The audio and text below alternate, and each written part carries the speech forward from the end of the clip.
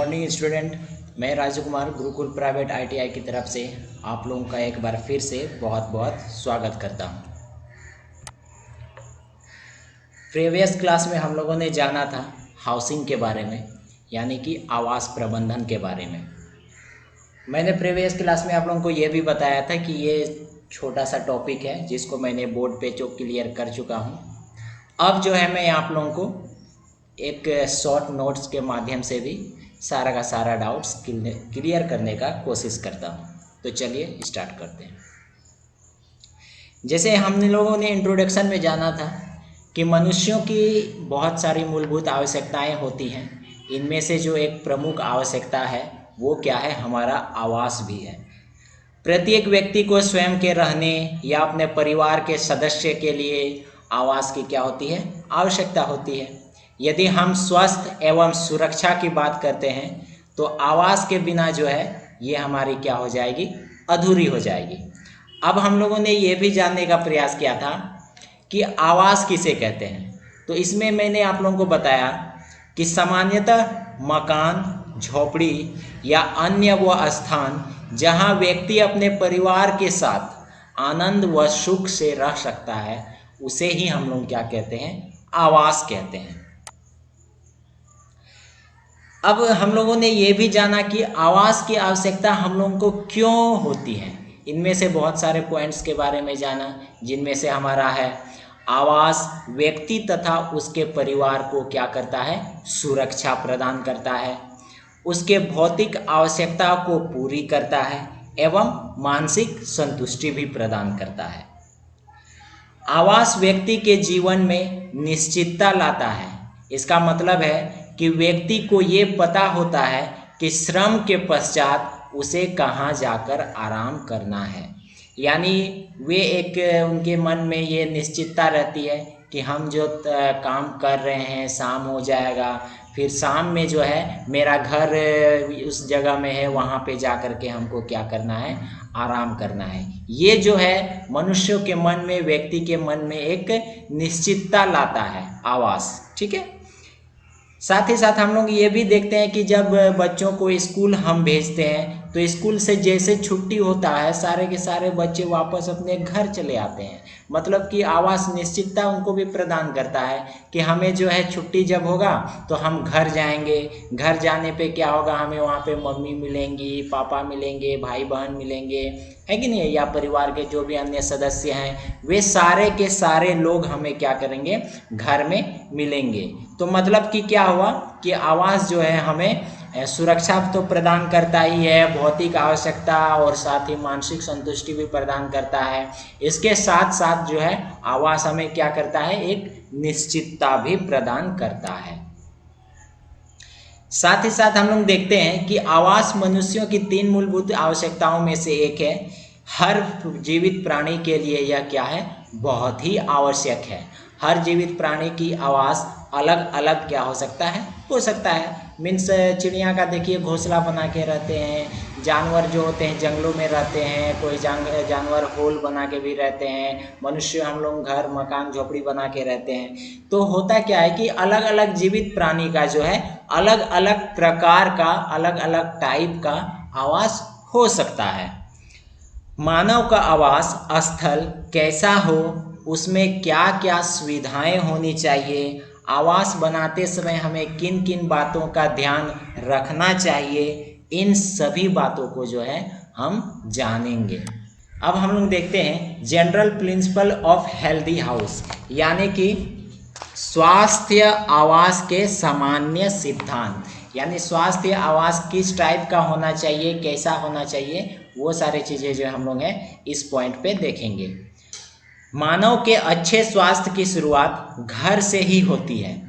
यदि घर साफ, हवादार और सुरक्षित है तो मानव का स्वास्थ्य भी अच्छा रहेगा। यानी कि घर हमेशा साफ सुथरा रहता हो, स्वच्छ रहता हो, घर में हवा जो है ताज़ी हवा अच्छी से आ रही हो, जो गंदी हवा है वो भी बाहर जा रही हो, ये सारी व्यवस्थाएं जब घर में होती हैं तो क्या होता है, मानव का स्वास्थ्य भी जो है अच्छा होता है।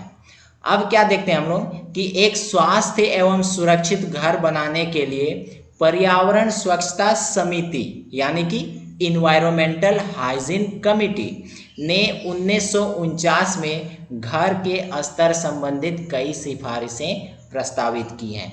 कहने का मतलब है कि एक कमिटी जो इन्वायरमेंटल हाइजीन कमिटी है, संगठन है, समिति है, वे क्या किए हैं, कुछ मानक जो है तय किए हैं कि हमें जो है घर किस प्रकार से बनाना चाहिए या फिर हमारा घर कैसा हो ताकि घर के अंदर रहने वाले प्रत्येक सदस्य जो है सुरक्षित रहे और स्वस्थ रहे। इन्हीं मानकों के आधार पर हम लोग कुछ बातों को ध्यान में रखते हुए कुछ पॉइंट्स पे डिस्कस करेंगे। तो फर्स्ट पॉइंट जो है हमारा क्या है, लोकेशन यानी कि स्थान। आवास बनाने के लिए जगह का चयन करते समय यह ध्यान में रखना चाहिए कि वहाँ का तापमान उचित हो, अर्थात मानव के रहने के लिए उचित हो, वहाँ की भूमि पथरीली या बंजर ना हो, वहाँ बाढ़ में आने की कोई संभावना ना हो, यानी वहाँ पे बाढ़ आने की कोई संभावना ना हो। सॉरी, यहाँ पे बाढ़ होगा, आप लोग इसको टाइपिंग मिस्टेक हो गया है, आप लोग ध्यान दीजिएगा। यहाँ क्या होगा, बाढ़। वहाँ पे क्या हो, जमीन पथरीली ना हो, मनुष्यों के रहने के लिए उपयोगी हो, उचित हो, और साथ ही साथ क्या हो, वहाँ किसी तरह के बाढ़ वगैरह आने की संभावना ना हो। यानी कि ये ध्यान रखा जाता है कि वहाँ पे प्राकृतिक आपदा भी किसी तरीके से कोई हानि ना पहुँचाए। और साथ ही साथ हम लोग देखते हैं कि जो घर बनाते हैं वो हमारे कचरे के आसपास ना हो।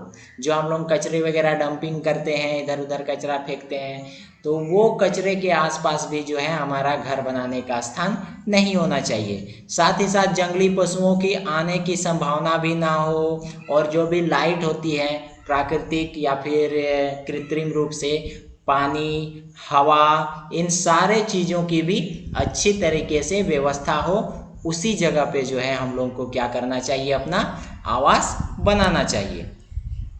सेकेंड पॉइंट जो हमारा है वो है ओपन स्पेस यानी कि खुली जगह। घर बनाते समय ध्यान में रखना चाहिए कि घर के कुल क्षेत्रफल का, यानी कि जितनी भी बड़ा हम लोग क्या लिए हैं, ज़मीन लिए हैं जिस पर हम लोग घर बनाना चाहते हैं, उसका जो है क्या होना चाहिए, या फिर जितने बड़े एरिया में हम लोग घर बनाते हैं उसका 1/3 पार्ट्स ही हमारा क्या होना चाहिए, छत होना चाहिए, और घर का बाकी भाग जो है हमें क्या करना चाहिए, खुला छोड़ देना चाहिए। घर के पूर्व व दक्षिण की तरफ खुला हो ताकि घर में शुद्ध हवा एवं रोशनी प्रवेश कर सके। हमेशा घर बनाते समय हमें यह ध्यान रखना चाहिए कि हम जो भी घर बनाते हैं वो हमारा घर जो हम लोग खुला छोड़ते हैं वो मुहावना हमारा क्या हो, पूर्व की तरफ या दक्षिण की तरफ हो, ताकि जो भी हवा आएगी, ताज़ी हवा आएगी, वो हमारे घर में क्या हो सके, प्रवेश कर सके। थर्ड पॉइंट जो हमारा है वो हमारा क्या है, फाउंडेशन ऑफ हाउस।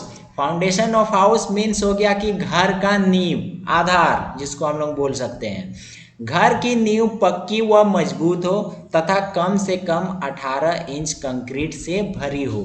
यानी जो भी आधार हम लोग देते हैं ज़मीन के नीचे, जो पिलर वगैरह या कुर्सी जिसको हम लोग बोलते हैं, कुर्सी कसते हैं, तो कुर्सी से नीचे तक का जो भी नींव हम लोग रखते हैं वो हमेशा पक्की रखने का कोशिश करना चाहिए। और साथ ही साथ अभी तो हम लोग देखते हैं कि 5 इंच 10 इंच ही क्या करते हैं, उठाते हैं लोग, लेकिन कम से कम हमें कोशिश करना चाहिए कि नींव जो है वो क्या हो, 18 इंच का हो, और उसमें सीमेंट, कंक्रीट, सारा चीज़ अच्छे तरीके से डाला गया हो। फोर्थ पॉइंट है हाउस ऑफ रूफ यानी कि घर की छत। घर की छत कम से कम 9 से 10 फुट ऊंची हो तथा छत पर पानी की निकासी का पर्याप्त व्यवस्था हो, जिससे बरसात या अन्य तरह का पानी किसी तरह का सीलन पैदा न कर सके। यानी कि हम लोग देखते हैं कि बहुत सारे घर क्या करते हैं, छत पे पानी जमा हुआ रहता है, और पानी जमा होने की वजह से उसमें आप लोग देखे होंगे कि काई बैठ जाता है, जिससे अगर बच्चे भी खेलते हैं छत पे या फिर बड़े भी छत पे जाते हैं तो कभी क्या कर जाते हैं, फिसल जाते हैं और उन्हें एक्सीडेंटली चोट भी लग जाता है। तो ये सारी घटनाएं ना हो, इसलिए हमें ध्यान रखना चाहिए कि पानी का भी इस तरीके से छत बनाना चाहिए कि जो भी बरसात का पानी हो वो नीचे गिर जाए आराम से, किसी तरह की कोई जमावट जो है छत पे पानी की ना हो। और साथ ही साथ ये ध्यान रखना चाहिए कि जो छत हम लोग बना रहे हैं, जो ढलैया कर रहे हैं, उसका 9 से 10 फुट ऊंचाई होना चाहिए, उससे अधिक कम से ही कम ही प्रयास करना चाहिए। फैक्ट पॉइंट जो है, विंडोज एंड डोर यानी कि खिड़कियां और दरवाजे। घर के प्रत्येक दरवाजे में खिड़कियां व दरवाजे की निकासी जरूरी है, यानी जितने भी कमरे हम लोग रखते हैं उन कमरों में जो है खिड़कियां और दरवाजों का होना बहुत ही जरूरी है। खिड़की व दरवाजे की कमी से घर में क्या होता है, उमस उत्पन्न होता है और हम लोगों को क्या होता है, बहुत ही गर्मी लगता है, रूम में रहने का मन नहीं करता है। तो इन सारे असुरक्षित चीज़ों से बचने के लिए जो है हमें क्या करना चाहिए, हमेशा कमरों में खिड़कियां और दरवाजे देने चाहिए। अगला पॉइंट जो हमारा है वो किचन, यानी जब भी हम लोग घर बनाते हैं रसोई घर, तो उसमें हमें लोग कोशिश करना चाहिए कि प्रत्येक आवास में जो है रसोई घर का होना आवश्यक है, ये तो जानते ही हैं। साथ ही साथ रसोई घर में जो भी धुआं या गैस निकलती है उसको निकालने के लिए जो है रसोई कमरा जो होगा, जो किचन होगा, उस पर हम लोग को एग्जॉस्ट फैन लगाना चाहिए, ताकि जो भी धुआं होता है वो बाकी कमरों में ना फैल सके और सीधे तौर पे वो क्या हो जाए, बाहर निकल जाए। साथ ही साथ बाथरूम और लेटरिन की व्यवस्था तो होना बहुत ही ज़रूरी है। बिना स्नानालय और शौचालय के अच्छे घर की कल्पना भी हम लोग नहीं कर सकते हैं। घर कितना भी बड़ा हवादार या खुला समुद्र हो, यदि उसमें हम लोग स्नानालय या शौचालय नहीं देते हैं तो घर को हम लोग सुरक्षित नहीं मान सकते हैं। इसलिए बाथरूम और लेटरिन भी देना घर में ज़रूरी है। नेक्स्ट पॉइंट जो है वो है लाइट अरेंजमेंट, यानी रोशनी की व्यवस्था। अब रोशनी की व्यवस्था में क्या देखते हैं कि घर में जो है प्रत्येक जगह पर प्राकृतिक रोशनी के साथ साथ कृत्रिम रोशनी का भी व्यवस्था होना जरूरी है, तथा गर्मियों में प्रत्येक कमरे में पंखा, कूलर या एसी का भी होना आवश्यक है। अब क्या देखते हैं कि मान लीजिए हम लोग घर बना लिए, सूरज का रोशनी तो अच्छे ढंग से आ रहा है, सूरज का रोशनी प्रवेश कर रहा है, लेकिन क्या किया हम लोग, कृत्रिम लाइट बल्ब वगैरह अच्छे से नहीं लगाए हैं, तो उसमें भी हम लोगों को प्रॉब्लम होगा। या फिर केवल कृत्रिम लाइट ही लगाए हैं और सूरज का रोशनी कमरे के अंदर में आने का कोई चांसेस नहीं बनता है। तो ऐसे भी हम लोग को ध्यान देना चाहिए कि जो भी कमरे हम लोग बनाते हैं उसमें जो है लाइट का व्यवस्था, चाहे वो नेचुरल हो या मैन मेड हो, दोनों तरह का लाइट जो है सही ढंग से सही मात्रा में क्या हो, मौजूद हो। नेक्स्ट पॉइंट, वाटर अरेंजमेंट, यानी कि पानी की व्यवस्था भी हो। पीने के पानी के अलावा मनुष्य को अनेक दैनिक क्रियाओं के लिए भी पानी की जरूरत होती है। स्वास्थ्य घर की परिभाषा में घर पर ही पानी की व्यवस्था होना बहुत ही जरूरी है। अब घर बना लिए यहाँ पे और हम लोग 2 किलोमीटर दूर जा रहे हैं पानी का लाने के लिए, स्नान करने के लिए, तो ये सारी चीज़ें जो है अच्छी हैबिट्स नहीं है या फिर स्वास्थ्य की दृष्टि से भी अच्छा नहीं है। इसलिए जो है हमें कोशिश करना चाहिए कि जो पानी की व्यवस्था हो वो हमें घर के पास में ही करना चाहिए, घर में ही करना चाहिए और सही ढंग से करना चाहिए। नेक्स्ट जो है वो हमारा है वाटर एग्जॉस्ट, यानी कि जल की निकासी। एक अच्छे घर में पानी की निकासी के लिए उचित व्यवस्था आवश्यक है। यदि पानी की निकासी का उचित व्यवस्था नहीं होगा तो क्या होगा कि दीवारों में हमारा क्या हो जाएगा, सीलन पैदा हो जाएगा, काई बैठ जाएगा और साथ ही साथ ये क्या होगा, अनेक रोगों को भी क्या करेगा, उत्पन्न करेगा। जल का निकासी हम लोग सही ढंग से नहीं करेंगे, एक जगह पे वो जमा हुआ रहेगा, मक्खी मच्छर उत्पन्न होंगे, फिर वो बीमारी फैलाएंगे। तो ये सारी चीज़ें नहीं होने देनी चाहिए। इससे बचने के लिए ही हमें क्या करना चाहिए, पानी की भी उचित निकासी किया जाना चाहिए, ताकि पानी सही ढंग से सही जगह पे क्या हो, उनका डिस्पोजल हो जाए। स्वेज डिस्पोजल, वाटर डिस्पोजल के से रिलेटेड लेसन में भी मैंने आप लोगों को बताया है ये सारी चीज़ें। नेक्स्ट जो है वो हमारा है वॉल, यानी कि 4 दीवार। घर के चारों ओर करीब 8 फुट की 4 दीवार देनी चाहिए, जिससे कि घर के लोग जंगली पशुओं, डाकू, चोर इत्यादि के आक्रमण से बचे रहें। यानी जी हम लोग घर तो बना लिए, अब 4 दीवारें दिए ही नहीं, इससे क्या होगा कि अगर कोई जंगली जानवर आया तो सीधे हमारे घर में प्रवेश कर जाएंगे, कोई डाकू आया तो वो भी सीधे घर में प्रवेश कर जाएंगे।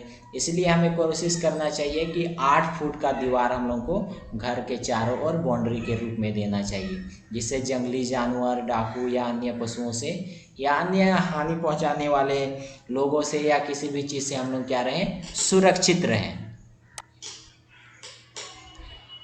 साथ ही साथ ग्रीनरी यानी कि हरियाली। विश्व के बदलते प्रदूषण को देखते हुए आज स्वास्थ्य घर की परिभाषा में घर से छोटे घर का होना आवश्यक है। घर का बगीचा घर के लोगों को स्वस्थ रखने में सहायता करता है। यानी कि क्या हम लोग चाहे जितना भी घर छोटा बना लें, लेकिन हमें जगह इतना रखना चाहिए कि छोटा मोटा हम लोग क्या कर सकें, बगीचा बना सके। बगीचे में हम लोग क्या कर सकें, इधर उधर खेल कूद कर सके, कभी ताज़ी हवा ले सके, क्योंकि ये स्वास्थ्य की दृष्टि से बहुत ही अच्छा माना गया है। लेकिन हरियाली बनी रहेगी, हम लोग घूमते फिरते रहेंगे, हम लोग का भी मन हमेशा शांत रहेगा, खुश रहेगा, बच्चे भी अच्छे से खेलेंगे, स्वस्थ रहेंगे। तो ये सारी चीज़ों के लिए क्या करना चाहिए, छोटा मोटा हम लोग को गार्डन अपने घर पे जरूर रखना चाहिए। साथ ही साथ क्या है, क्लीनिंग ऑफ सराउंडिंग्स, यानी कि आसपास का जो वातावरण है उसे भी हमें क्या करना चाहिए, स्वच्छ रखना चाहिए, साफ सुथरा रखना चाहिए। यानी बाहर जितने भी गंदगी है उसको इधर उधर नहीं फैलाना चाहिए। आसपास आस पड़ोस में भी लोगों को प्रेरित करना चाहिए कि हमारा पर्यावरण से जो है साफ़ सुथरा रखना चाहिए, इससे हम लोगों को बीमारी नहीं होगा। तो ये सारी चीज़ें ध्यान में रख कर ही हमें ये करना चाहिए कि जो भी हमारा आस पड़ोस है उसमें भी गंदगी इकट्ठा नहीं होने देना चाहिए। सीधी सी बात है कि आसपास को स्वच्छ बनाए रखें। अब हम लोग देखते हैं होम सैनिटेशन, यानी कि घर की स्वच्छता। अब घर की स्वच्छता क्या है, घर के सदस्य घर की स्वच्छता पर निर्भर करता है। घर की गंदगी या अस्वच्छता मानव को अनेक रोगों से ग्रसित कर सकती है। माना जाता है कि विश्व के करीब 12% लोग घर की अस्वच्छता व अनुचित निर्माण की वजह से बीमार होते हैं। यानी कि हम लोग जब घर बनाते हैं तो उसी समय हम लोगों को ध्यान रखना चाहिए कि घर जो है सही ढंग से स्वास्थ्य रूप से बने, स्वच्छ साफ सुथरा बने। अब इनको क्या होता है, अगर हम साफ़ सुथरा नहीं रखें घरों को तो इससे होगा कि काली काई बैठेगा, सीलन पैदा होगा, साथ ही साथ बदबूदार होगा कमरे, या फिर मानव को क्या होगा, कमरे में सांस लेने में दिक्कत हो जाएगा, खांसी जुकाम होगा, या ये बहुत सारे बीमारियां जो हैं होती रहेंगी। साथ ही साथ घर में उमस भरा माहौल या रसोई का प्रदूषित धुआं सिर दर्द, बुखार, मलेरिया, टीबी आदि रोगों से ग्रसित कर सकता है। इसलिए हमें कोशिश करना चाहिए कि घर को जो है साफ सुथरा स्वच्छ बना के रखें। अब देखिए कि घर की स्वच्छता के लिए निम्न प्रयास किए जा सकते हैं। ये तो हम लोगों ने देखा घर की स्वच्छता नहीं करने से हम लोगों को क्या क्या होगा। अब हम देखते हैं कि घर को जो है स्वच्छ हम लोग कैसे रख सकते हैं। घर के फर्श को प्रतिदिन साफ व कीटाणु रहित करना चाहिए। विशेषतः टॉयलेट, बाथरूम, किचन के फर्श को साफ करना चाहिए, साफ रखना चाहिए। यानी प्रत्येक दिन कोशिश करना चाहिए कि हम लोग जो भी टॉयलेट करते हैं उसमें अच्छे से पानी डालें, उसको अच्छे से साफ़ करें, फिनाइल, हैपिक से जो भी चीज़ें आती हैं उन सबों से, या जो भी घर के फर्श होते हैं उन सबों को भी हम लोग को साफ रखना चाहिए। साथ ही साथ घर की दीवारों, खिड़कियों, छतों, बालकनी, रेलिंग या दरवाजे की हैंडल, जो इसको हम लोग पकड़कर दरवाज़ों को खोलते हैं, खिड़कियों को खोलते हैं, उन सभीयों में क्या होता है, ज़्यादातर कीटाणु जमे होते हैं। क्योंकि बहुत सारे लोग जो भी आएंगे उन्हीं खिड़की दरवाज़ों को हैंडल को पकड़ के खोलने का प्रयास करेंगे। तो इससे क्या होता है कि उसमें इन्फेक्शन फैलने का डर होता है। इसी वजह से उन सभी चीज़ों को जो है हमें प्रत्येक दिन कीटाणु रहित करना चाहिए, यानी सैनिटाइज करना चाहिए, साफ सुथरा करना चाहिए। रसोई का बर्तन और खाना खाने वाला बर्तनों को अच्छी से साफ व रोगाणु रहित करना चाहिए। यानी कभी भी जूठे बर्तन नहीं छोड़ना चाहिए। जैसे खाना खाए उसे अच्छे ढंग से साफ कीजिए, उसको अच्छे ढंग से रख दीजिए। और साथ ही साथ जिसमें खाना हम लोग बनाते हैं उसमें भी अच्छे ढंग से क्या करना चाहिए, हमें साफ सुथरा करके उसको रोगाणु रहित करके सही ढंग से रखना चाहिए। रसोई का सामान हवाबंद डिब्बों में अच्छी तरीके से रखना चाहिए। जो भी बचा कुचा खाना है या जो भी अन्य खाने की चीज़ें हैं उसको हम लोग हवाबंद डिब्बों में यानी अच्छे से डिब्बों में भर करके ढक्कन लगा के उसको रखना चाहिए, ताकि उसमें हवा प्रवेश ना कर सके। हवा प्रवेश जल्दी नहीं करेगा तो नमी नहीं पकड़ेगा, नमी नहीं पकड़ेगा तो वो खाने की चीज़ें जो हैं खराब जल्दी नहीं होंगे, और जब खराब जल्दी नहीं होंगे तो हमारा ही लाभ होगा। तो इसीलिए जो है हमें ये कोशिश करना चाहिए कि जो भी चीज़ें हम लोग खाने के रखते हैं उसे एक डिब्बे में अच्छे ढंग से बंद करके रखना चाहिए। बचा भोजन को खुला नहीं रखना चाहिए, उसे तुरंत गाय मवेशियों को खिला देना चाहिए। जो भी बचे हुए भोजन होते हैं उनमें जो है हम क्या करते हैं, रखना नहीं चाहिए उसको बासी के रूप में, या बासी खाना हम लोग को नहीं खाना चाहिए। जैसे अगर लगता है कि ये खाना बच गया तो जो भी मवेशी हैं, गाय हैं, बकरी हैं, उनको हमें वो खाना तुरंत सर्व कर देना चाहिए, यानी कि दे देना चाहिए। रसोई के जूठे बर्तन घर को सबसे ज़्यादा अस्वच्छ करते हैं। यानी अगर जूठे बर्तन हम लोग छोड़ दिए तो वो गंदा फैलाएगा ही। क्यों? क्योंकि इसमें बर्तनों में कॉकरोच, मक्खी इत्यादि क्या हो जाते हैं, पनपते हैं, और साथ ही साथ वो क्या होते हैं, बीमारी फैलाते हैं। इसलिए जूठे बर्तन कभी नहीं रखना चाहिए। जैसे खाया पिया तुरंत उसको साफ करके तुरंत किचन में अच्छे ढंग से रख देना चाहिए। घर के फ्रिज को भी प्रत्येक दिन साफ करना चाहिए। और साथ ही देखते हैं बिस्तर की चादर को हफ्ते में लगभग 2 बार बदलना चाहिए, और हफ्ते में कम से कम 1 बार तो उसको साफ जरूर करना चाहिए। यानी 2 बार चेंज करो, पहला लगा हुआ था उसको उठा लीजिए, दूसरा लगा दीजिए, पहले वाले को साफ कर दीजिए, ये होना चाहिए। घर के अन्य उपकरणों जैसे फर्नीचर, पंखे इत्यादि को भी साफ करना जरूरी होता है। साथ ही साथ हम लोग देखते हैं कि घर के कूड़ों को एकत्रित करने के लिए कूड़ादान रखना चाहिए। जितने भी कचरे निकलते हैं, गीला कचरा, सूखा कचरा, अलग अलग करके हम लोग को रखना चाहिए डस्टबिन में।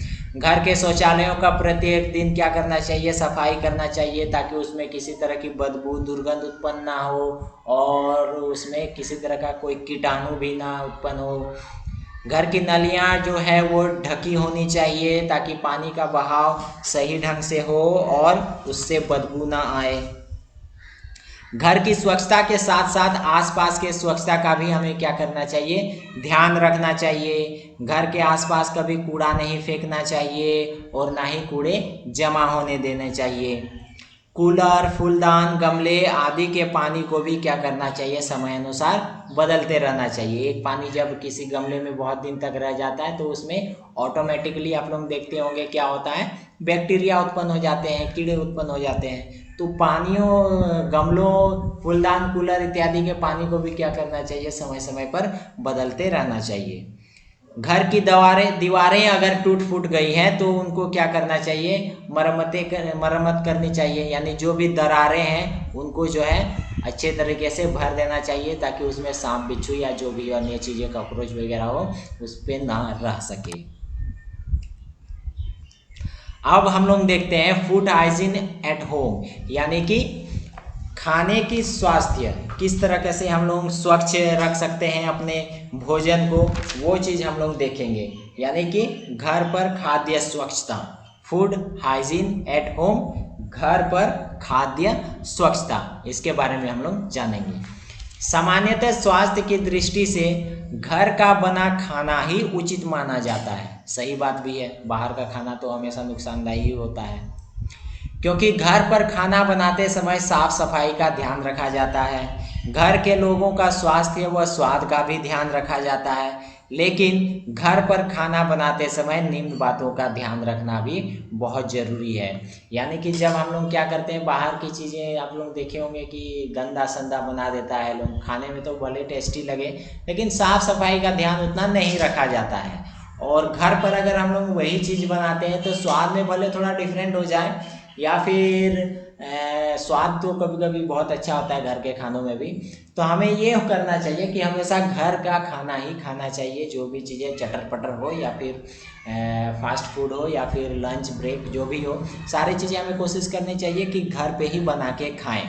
अब घर पे खाना बनाते समय हम लोग को किन बातों का ध्यान रखना चाहिए ताकि हमारा खाना जो है स्वच्छ रहे, स्वस्थ रहे, वो हम लोग देखते हैं।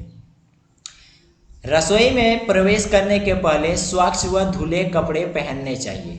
अब जब हम लोग घर में प्रवेश करते हैं तो हमें ध्यान रखना चाहिए कि हमेशा जो है क्या करना चाहिए, धुला हुआ कपड़ा यानी साफ सुथरा कपड़ा पहन कर ही हम लोग रसोई में प्रवेश करते हैं। ऐसा नहीं होना चाहिए कि कहीं से भी दौड़ के आए हम लोग घुस गए किचन में, ऑफिस से आए हम लोग चले गए किचन में सीधे, या फिर कि इधर सुबह उठे अचानक से और फिर तुरंत चले गए किचन में। तो ये सारी चीज़ें नहीं होनी चाहिए, हमेशा साफ सफाई पे ध्यान देना चाहिए। किचन में खाना बनाते समय सुपारी, गुटखा, च्युइंगम आदि नहीं चबाना चाहिए, इन बातों का भी ध्यान रखा जाना चाहिए। खाना बनाने के पहले अपने हाथों को रगड़कर साबुन से धोना चाहिए एवं अपने नाखूनों को छोटा और साफ रखना चाहिए, ये भी ध्यान रखना है। खाना बनाते समय यदि छींक या खांसी आ जाए तो मुंह पर रुमाल लेना चाहिए। अगर हम लोग खुले में खांस देंगे तो हो सकता है हमारा जो भी बीमारी है वो उसमें चला जाए, अब वो खाना जो भी ग्रहण करेगा खाएगा वो भी इन्फेक्टेड हो जाए। तो ये सारी चीज़ों पे ध्यान देना चाहिए कि अगर हमें छींक आती भी है तो उसके लिए हैंकी का इस्तेमाल करें, रुमाल का इस्तेमाल करें, अपने मुंह को ढके रहना चाहिए।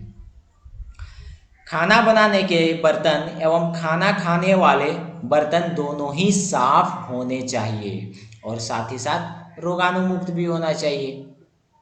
ताजे खाने में कभी भी बासी खाना नहीं मिलाना चाहिए। बहुत कोई ऐसे करते हैं कि चलो जी ये गरम गरम खाना खा रहे हैं, अब पहले का भी खाना बचा हुआ है उसको हम मिला के जो है खा लेते हैं, तो ये भी हानि पहुंचाता है हम लोगों के शरीर को।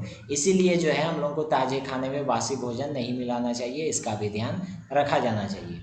सब्जी, चिकन आदि काटने से पहले हमें उसे अच्छे तरीके से धो लेना चाहिए। कोई भी सब्जी हम लोग बनाते हैं तो काटने के पहले हम लोग बहुत पहले से सीखते आए हैं कि जो भी सब्जी बनाते हैं उसको काटने के पहले बहुत अच्छी तरीके से धो लेना चाहिए। अब हम लोग देखते हैं कि स्पेसिफिकेशन ऑफ हेल्दी हाउस यानी कि स्वास्थ्य आवास की विशेषताएं। क्या होता है इसका Hindi? Specification of healthy house, स्वास्थ्य आवास की विशेषताएं। कौन कौन सी विशेषताएं होती है वो हम लोग देखेंगे। आवास का मुख्य उद्देश्य हम लोग जानते हैं कि व्यक्ति को स्वास्थ्य, सुरक्षित व सुखी रखना है। बिल्कुल सही। आवास व्यक्ति की मूलभूत आवश्यकता है। प्रत्येक व्यक्ति एक मूलभूत ठिकाना में रहना चाहता है जहां पर वो अपने परिवार के साथ सुख शांति से जीवन व्यतीत कर सके। पर्यावरणविदों के अनुसार क्या कहा गया है कि स्वास्थ्य आवास में निम्न विशेषताएं होनी चाहिए, यानी कौन कौन सी विशेषताएं होनी चाहिए जो आपका घर जो है एक स्वास्थ्य आवास कहला सकता है। तो फर्स्ट जो हम लोग देखते हैं वो हमारा क्या है? बिल्डिंग मटेरियल यानी कि निर्माण सामग्री। आवास का निर्माण करते समय इस प्रकार के सामग्री का प्रयोग ना किया जाए जो स्वास्थ्य की दृष्टि से हानिकारक हो, जैसे कि आवास निर्माण में धूल की मात्रा 150 पर किलोग्राम से अधिक नहीं हो। साथ ही साथ जो लेड की मात्रा है वो जो है क्या हो? 300 ग्राम पर केजी से अधिक ना हो। ये सारी बातें भी हम लोग को ध्यान में रखना चाहिए। साथ ही साथ हम लोग देखते हैं कि स्पेटियल कंपोनेंट्स एट होम यानी स्थानीय घटक और घर। इसमें क्या देखते हैं कि घर के सभी भाग जैविक व भौतिक दृष्टि से क्या हो? हमारा सुरक्षित हो। जैसे दीवार का फर्श जो है पक्के के हो, प्रत्येक कमरे में वेंटिलेशन हो, बाथरूम हो, किचन हो, टॉयलेट हो, लिविंग रूम हो, डाइनिंग रूम हो, ये सारे चीज़ें जो है हमारा घर में मौजूद होना चाहिए, तभी हमारा घर जो है क्या कहलाएगा? एक स्वास्थ्य की दृष्टि से स्वास्थ्य होम कहलाएगा, यानी हेल्दी हाउस कहलाएगा। लाइटनिंग यानी घर के प्रत्येक भाग में प्राकृतिक और कृत्रिम लाइट का भी व्यवस्था हो, ये भी मैंने पिछले टॉपिक में बताया आप लोगों को। एयर क्वालिटी यानी वायु की स्वच्छता, वायु भी जो है अच्छे स्वास्थ्य के आने चाहिए, अच्छे क्वालिटी के आने चाहिए। यानी जो भी तापमान हो कमरे के वो क्या हो 18 डिग्री सेल्सियस से 30 डिग्री सेल्सियस तक के बीच में होना चाहिए। और साथ ही साथ अंदर का हवा बाहर जाना चाहिए, बाहर का ताज़ा हवा अंदर आना चाहिए। ये सारी चीज़ें हम लोगों को क्या करना चाहिए, ध्यान में रखते हुए अपना घर बनाना चाहिए, ताकि हमारा घर जो है हेल्दी हाउस कहलाए। साथ ही साथ एनिमल डिजीज यानी पशु जनित बीमारी, स्वास्थ्य आवास में चूहों, बील, कॉकरोच, छिपकली आदि क्या होते हैं, ये सारी चीज़ें नहीं होनी चाहिए, तब हमारा घर जो है स्वास्थ्य आवास कहलाएगा। वाटर यानी जल की भी व्यवस्था सही मात्रा में हो, सही गुणवत्ता में हो, और प्रत्येक व्यक्ति के लिए कम से कम 60 लीटर पानी प्रत्येक दिन का होना चाहिए, क्योंकि एक व्यक्ति बहुत सारे चीज़ों के लिए क्या करता है, पानी का यूज करता है। साथ ही साथ हम लोग देखते हैं कि जो अपशिष्ट होते हैं, वेस्ट होते हैं, वे वेस्ट पदार्थ को भी हम लोग क्या करते हैं, उनके निकासी का, उनके डिस्पोजल का सही व्यवस्था हो। बेडरूम शयन कक्ष हो, और शयन कक्ष होने के साथ साथ ये हम लोग को ध्यान रखना चाहिए कि एक बेडरूम में जो है 2 से अधिक लोग ना सोए। इन सभी बातों का ध्यान रखना चाहिए। अब हम लोग देखते हैं कुछ अदर पॉइंट्स में कि भारत का आवासीय प्रशासनिक विभाग धारा 4 1992 के अनुसार भारत के प्रत्येक नागरिक को सुखपूर्वक रहने के लिए एक पर्याप्त जगह घेरने का अधिकार है। यानी ये एक कानून है जिसके हिसाब से जो है आप अपने हिसाब से क्या कर सकते हैं, घर बना सकते हैं सुख सुविधा के अनुसार। इसमें भी बहुत सारे मापदंड है कि आप घर कैसे बना सकते हैं, आसपास को नुकसान ना पहुंचे, बहुत सारे मापदंड होते हैं इसमें भी। लेकिन हम लोग को बस इतना याद रखना है कि एक आवासीय प्रशासनिक विभाग है जो क्या करते हैं, एक कानून बनाए हैं जिसका धारा जो है 4/1992 है। इसके हिसाब से जो है हमें अधिकार प्राप्त है कि हम अपने सुख सुविधा के अनुसार घर बना सकते हैं। अब साथ ही साथ हम लोग देखते हैं कि घर केवल बरसात, गर्मी या ठंड से सुरक्षा प्रदान नहीं करता है, बल्कि यह मानसिक शांति भी प्रदान करता है कि नहीं। तो ये सारी चीज़ें थी हमारे हाउसिंग से रिलेटेड टॉपिक, यानी आवास प्रबंधन से रिलेटेड टॉपिक में, जो कि आज क्लियर हो गया। आशा करता हूँ कि आप लोगों का डाउट्स भी क्लियर हो गया होगा। फिर मिलते हैं नए वीडियो के साथ, नए टॉपिक में। तब तक के लिए आप सभी का बहुत बहुत धन्यवाद।